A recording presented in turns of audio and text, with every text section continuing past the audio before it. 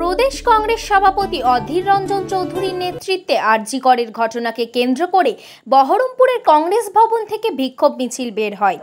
দিনের পর দিন কেটে গেল, আরজি করের এই তদন্তের শেষ পর্যন্ত পৌঁছানো যায়নি।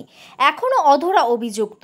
অবিলম্বে দোষীদের ধরে তাদের সাজা ঘোষণা করার দাবিতে এবং রাজ্য সরকার এই বিষয়ে ধামাচাপা দিয়েছে বলে অভিযোগ করে আজ মুর্শিদাবাদ বহরমপুরে কংগ্রেস পার্টি অফিসের সামনে থেকে প্রদেশ কংগ্রেস সভাপতি অধীর রঞ্জন চৌধুরীর উপস্থিতিতে একটি বিক্ষোভ মিছিল বের হয়। বহরমপুরের কংগ্রেসের অসংখ্য নেতা নেতৃবর্গ ও সমর্থকদের উপস্থিতিতে এই মিছিল গঠিত হয়।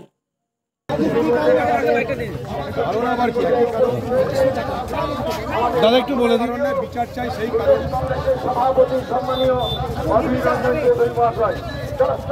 হয় তার জন্য দাবি তো করতে হবে। অপরাধীদের রক্ষা করার চেষ্টা হয়েছে, মানুষ তো থামছে না। মানুষ যখন থামবে না আমরাও থামবো না। আমরা তো মানুষ বাংলার মুখ্যমন্ত্রী আজ পর্যন্ত বিচার করে দুঃখ প্রকাশও করেননি।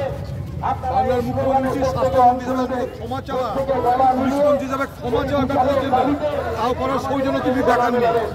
মানুষ থামছে না, তাই পাল্টা মিছিল করছে, পাল্টা তার দলের লোককে নামিয়ে দিচ্ছে ময়দানে। এসব বাংলা মানুষ মানবে না। দাদা